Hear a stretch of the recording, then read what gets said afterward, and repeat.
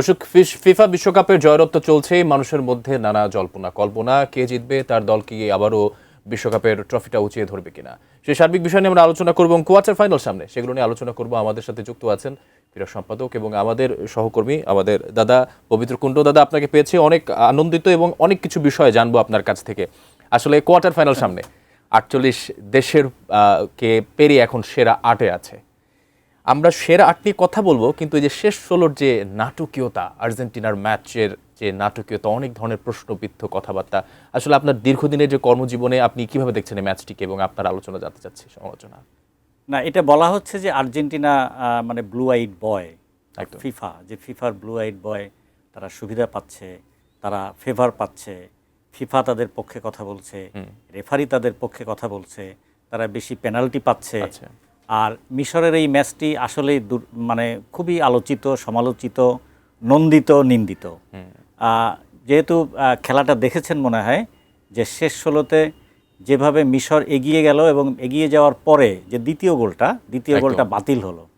দ্বিতীয় গোলটা কিন্তু হয়ে যাওয়ার পরে বেশ কিছু সময় পরে কিন্তু গোলটি বাতিল হয়েছে।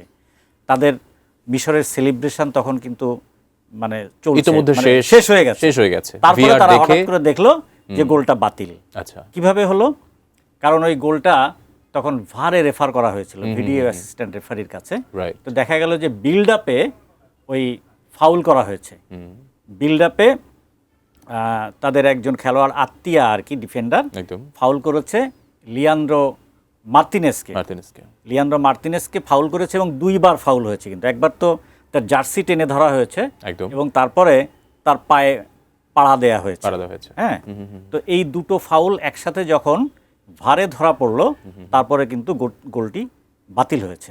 এটি একটি বিতর্ক গেল এবং তারপরে দেখুন 3-2-এ মানে তৃতীয় গোলটি আর কি, যেটি ডিসাইসিভ গোল ছিল, আর্জেন্টিনা জিতে গেল যে গোলটি করে, মানে এনজো ফার্নান্দেজের সেই হেড, লাউতারো মার্তিনেজের ক্রস, এনজো ফার্নান্দেজের হেড।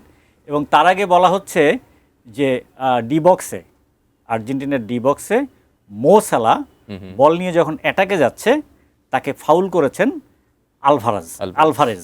Julian Alvarez. তো এটারে কিন্তু ফিফা ব্যাখ্যা দিয়েছে। পিয়েরলুইজি কোলিনা, উনি মানে বিশ্বকাপের প্রধান রেফারিং কর্মকর্তা, উনি কিন্তু ব্যাখ্যা দিয়েছেন যে এইটা একদম ফাউল হয়েছে, নির্জলা ফাউল হয়েছে এবং এমনকি যে মো সালাই হলুদ কার্ড দেখতে পারত, বিকজ বলটা কিন্তু প্রথমে উইন করেছেন আলভারেজ একদম, এবং উইন করার পরে তার পা যখন রুটেড, সে অবস্থায় কিন্তু মো সালা তাকে টাচ করেছেন এবং পড়ে গেছেন। অনেকে বলছে যে পড়ে যাওয়ার ভান করেছেন। সুতরাং এটা কেন না, প্রশ্ন হচ্ছে, বিতর্ক হচ্ছে যে কেন এইটা ভারে রেফার করা হলো না, ভিএআরে কেন রেফার করা হলো না। পিয়েরলুইজি কোলিনার ব্যাখ্যা, যেটা রেফার করার তো কোনো দরকারই নেই, কারণ রেফারি একদম কাছে ছিল এবং রেফারি এটা দেখেছে যে এটা কোনো অবস্থাতেই এটা তাকে ফাউল করা হয়নি, যার জন্য এটার ভারে দেওয়া হয়নি। তারপরেও আমি বলবো যে এই বিতর্ক কিন্তু চলতেই থাকবে, এটা অনন্ত বিতর্ক।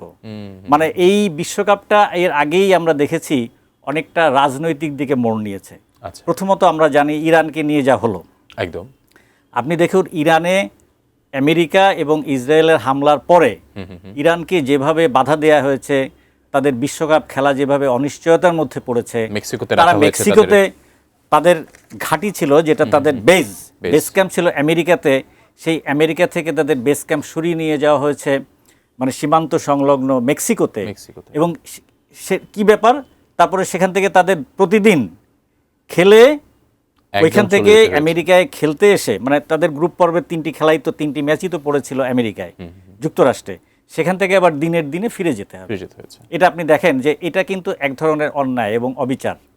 তারপরে তো আমরা আরো অনেক কিছুই দেখলাম, যুক্তরাষ্ট্রের একজনের লাল কার্ড ডোনাল্ড ট্রাম্পের পরামর্শে আর কি, ডোনাল্ড ট্রাম্প একটা ফোন করলেন ফিফা প্রেসিডেন্টকে, সেটা কিন্তু তারপরে সাসপেন্ড করা হলো যে না, ওই 12 মাসের মধ্যে, নেক্সট 12 মাসের মধ্যে যদি তিনি এ ধরনের অপরাধ করেন তাহলে তার লাল কার্ড প্রযোজ্য হবে।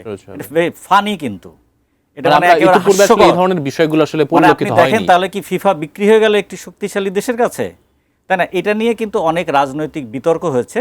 তারপরে যে মাঠের খেলায় যে এরকম হচ্ছে, শেষ পর্যন্ত মানে দোষটা কার উপরে পড়লো যে আর্জেন্টিনা রেফারি কিনছে, আর্জেন্টিনা আসলে তো আর্জেন্টিনার কোনো দোষ নেই, দোষ যদি করে থাকে সেটা রেফারি করছে, মাঠে করছে, ভারের সমস্যা হচ্ছে, ভারের মানে উদ্ভাবন কেন, ভার কেন আমরা ইউজ করছি, যে ডিসিশনগুলো নিয়ে সংশয় থাকবে সেই সংশয় দূর করে নিরসন করে মানে সঠিক রায়টা দিতে ভার সাহায্য করবে। এখন ভারই যদি সমস্যা সৃষ্টি করে তাহলে কিভাবে হবে আপনি দেখেন, ওই যে মাথা ব্যথা হলে মাথা কেটে ফেলা, সে মাথাই তো তাহলে কেটে ফেলতে হবে। এটা নিয়ে আর কি অনেক। তারপরে দেখুন যে জার্মানি প্যারাগুয়ে, জার্মানি শেষ মুহূর্তে যে গোলটা দিল সেই গোলটা কিন্তু বাতিল করা হলো।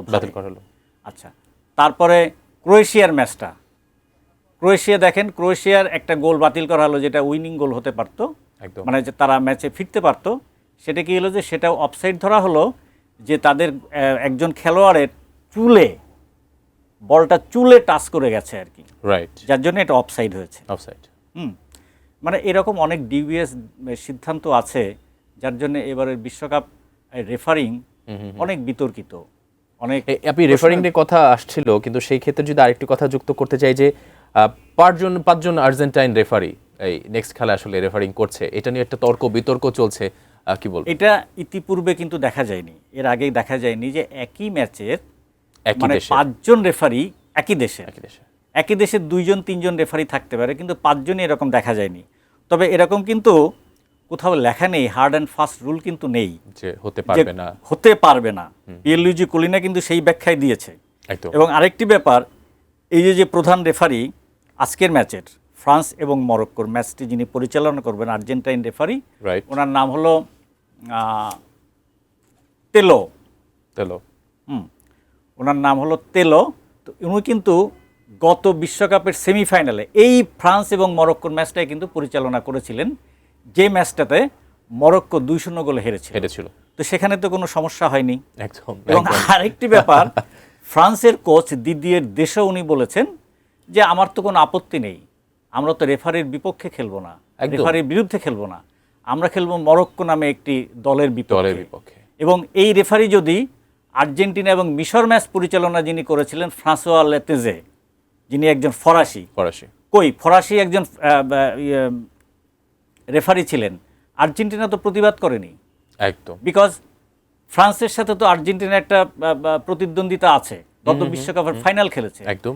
2018 বিশ্বকাপের দ্বিতীয় পর্বে যে ম্যাচটা আর্জেন্টিনা হেরে গেল 4-3 গোলে ফ্রান্সের কাছে, যে এক ধরনের কিন্তু অ্যানিমোসিটি, এক ধরনের প্রতিদ্বন্দ্বিতা কিন্তু আছে, আর্জেন্টিনা তো প্রতিবাদ করেনি। এবং দিদিয়ের দেশকে আমি প্রশংসা করি, দিদিয়ের দেশমের, তিনি যে কথাটি বলেছেন যে এই ম্যাচটাই যেন আর্জেন্টিনা এবং মিশর ম্যাচে লাস্ট 16-এর যে ম্যাচটি নিয়ে এত বিতর্ক হলো, এত আলোচনা হচ্ছে, যে ওনার মতো পরিচালনা করলেই হবে, তার কাছে এই ফ্রাঁসোয়া লেতেজের যে পরিচালনা সেটা আইডিয়াল, এটা দুর্দান্ত। তাহলে কি দাঁড়াচ্ছে?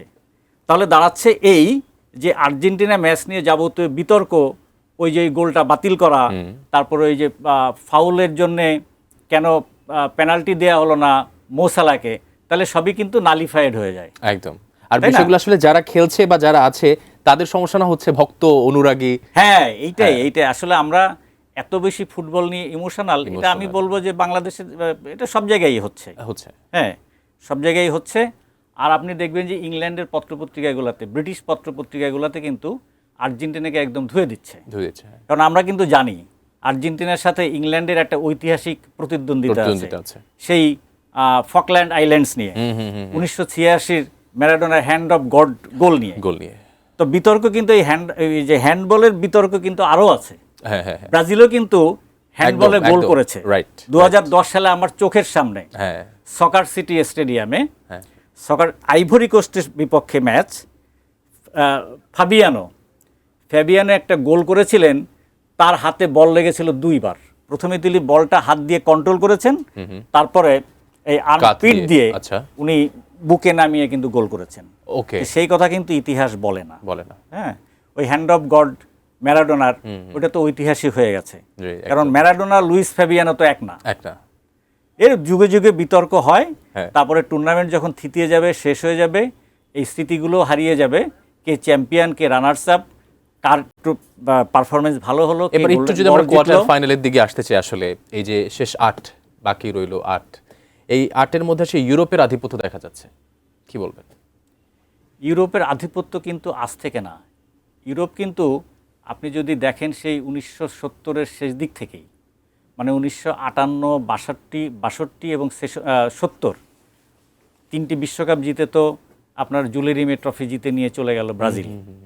তারপরে কিন্তু ইউরোপ বৈজ্ঞানিকভাবে, মানে বিজ্ঞানভিত্তিকভাবে এবং মানে অর্গানাইজেশনালি তারা চেষ্টা করেছে কিভাবে আমরা লাতিন আমেরিকান ফুটবলকে আমরা কমব্যাট করব, কিভাবে তাদের বিপক্ষে আমরা সাফল্য পাবো।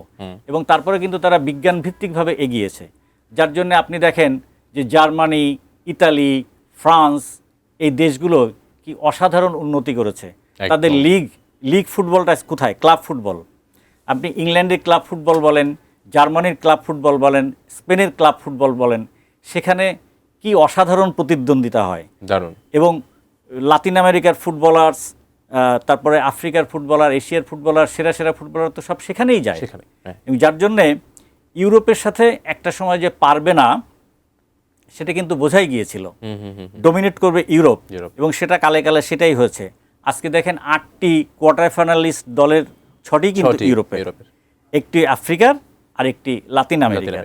কিন্তু তারপরে ওই যে বলে না যে ক্লাস ইজ পার্মানেন্ট, দেখুন এই যে 6টি দল ইউরোপের আর একটি দল লাতিন আমেরিকার, তারপরে বলা হচ্ছে যে লাতিন আমেরিকার আর্জেন্টিনা কিন্তু ফাইনালে উঠতে পারে, এমনকি টানা দ্বিতীয় শিরোপাও জিততে পারে, কারণ তাদের কোয়ালিটি আছে। ব্রাজিলেরও যেমন কোয়ালিটি আছে, you can not nullify them, you can not write off them, কখনো তাদের আপনি মুছে ফেলতে পারবেন না সম্ভাবনা থেকে, সেটাই। তবে এবার যেটা দেখা যাচ্ছে যে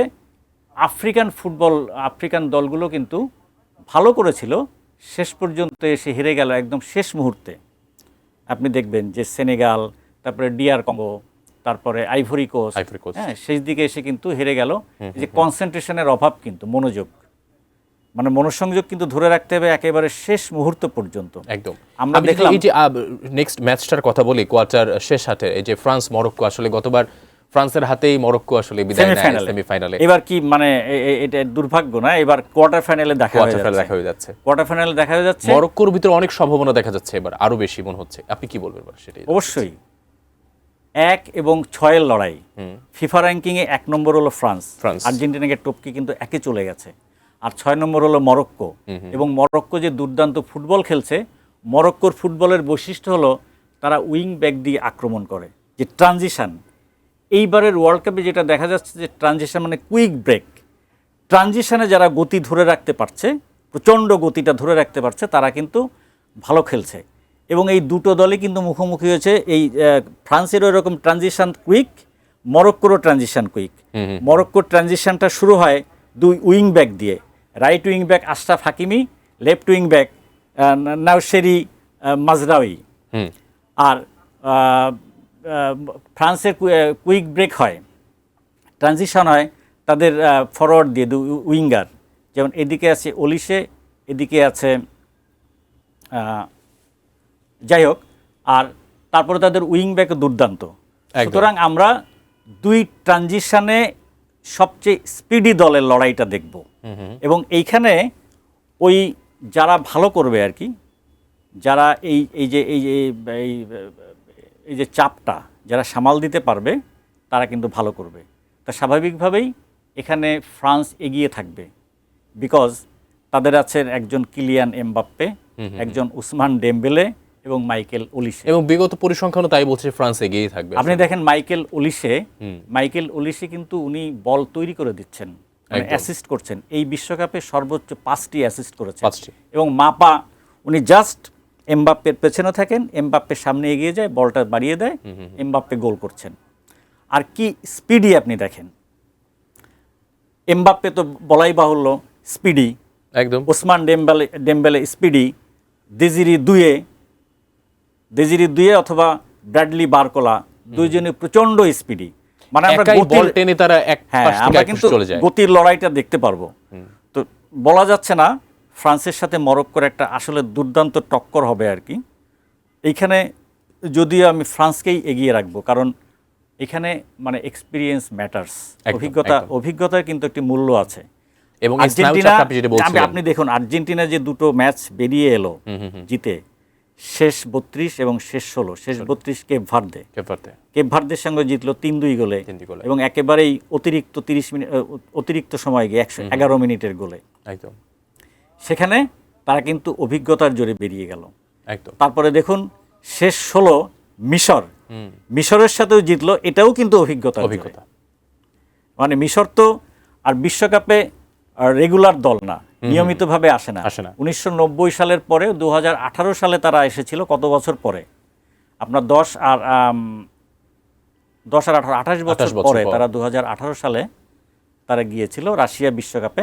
তারপর 2022 সালে তারা সুযোগ পায়নি, কোয়ালিফাই করেনি, এই 2026 সালে এসছে। আমি একটু সংক্ষেপে যদি জানতে চাই, এই যে সেটা শেষ 8-এর লড়াই আপনি কাদের এগিয়ে রাখবেন? যেমন আমরা ফ্রান্সের নামটা শুনলাম, আর বাকি খেলায় ফ্রান্সকে এগিয়ে রাখবো। আর তারপরে দ্বিতীয় সেমিফাইনালে স্পেন এবং বেলজিয়াম, আমি স্পেনকে পরিষ্কার এগিয়ে রাখবো। আচ্ছা। কারণ বেলজিয়াম কিন্তু ভালো দল ছিল, যেটাকে গোল্ডেন জেনারেশন বলা হয়, বাট তাদের খেলা ভালো ছিল না। 1986 সালের অনেক বয়সী ঘটে। খেলোয়াড়। হ্যাঁ, এখানে স্পেনকে আমি পরিষ্কার ফেভারিট ধরবো। আরেকটি হলো ব্রাজিল, নরওয়ে এবং ইংল্যান্ড। নরওয়ে এবং ইংল্যান্ড এই কোয়ার্টার ফাইনালের মধ্যে কিন্তু দুর্দান্ত, এটা বলা যায় না। আপনি দেখুন নরওয়ে ব্রাজিলকে কিভাবে বিদায় করে দিল। যে দলে একজন আর্লিং হল্যান্ড আছে, মানে হি ইজ কি বলা যায়, simply A pochard in the D box, মানে গোল শিকারী। সামান্যতম ভুলে গোল করে বসবে কিন্তু। একদম। আর তার গোলের রেট জানেন তো, 53 না 54টা ম্যাচ তিনি খেলেছেন নরওয়ের হয়ে, 63টি গোল করেছেন। দারুণ। এবং একদম ঠান্ডা মাথার, মানে একদম বুঝে বসে থাকে যে কখন। আচ্ছা, তো নরওয়ে, এটা আসলে ইংল্যান্ড বনাম আর্লিং হল্যান্ড ম্যাচ হবে। তবে ওই যে আমি এবার অভিজ্ঞতার কথাটা বললাম, অভিজ্ঞতায় কিন্তু ইংল্যান্ড এগিয়ে থাকবে। আমি কিন্তু ইংল্যান্ডকে এগিয়ে রাখছি। আর আরেকটি ম্যাচ হলো আর্জেন্টিনা এবং সুইজারল্যান্ড। এটা আমি পরিষ্কারভাবে বর্তমান বিশ্ব চ্যাম্পিয়ন মেসির আর্জেন্টিনাকে এগিয়ে রাখছি, বিকজ অফ মেসি। অসংখ্য ধন্যবাদ। মেসির জন্য কিন্তু সবাই প্রাণ উজাড় করে খেলছে, একটি দল হয়ে খেলছে। একদম। আর সুইজারল্যান্ডের খেলাটা হলো কি, তো too much defensive, ultra defensive. এই একদম আপনি রক্ষণাত্মক মানসিকতা নিয়ে পার পেতে পারেন না, আপনি জিততে পারেন না, বিশেষ করে একটি কোয়ালিটি দলের বিপক্ষে। অসংখ্য ধন্যবাদ আপনার মূল্যবান আলোচনার জন্য। সময় স্বল্পতার কারণে বিদায় নিতে হচ্ছে, আরেকদিন বসে জম্পে আড্ডা দিব। ধন্যবাদ আপনাকে। ধন্যবাদ আপনাকে। দর্শক, এই ছিল আজকের আমাদের আয়োজনে। দেখাবো পরের সংবাদে, সাথে থাকার জন্য ধন্যবাদ।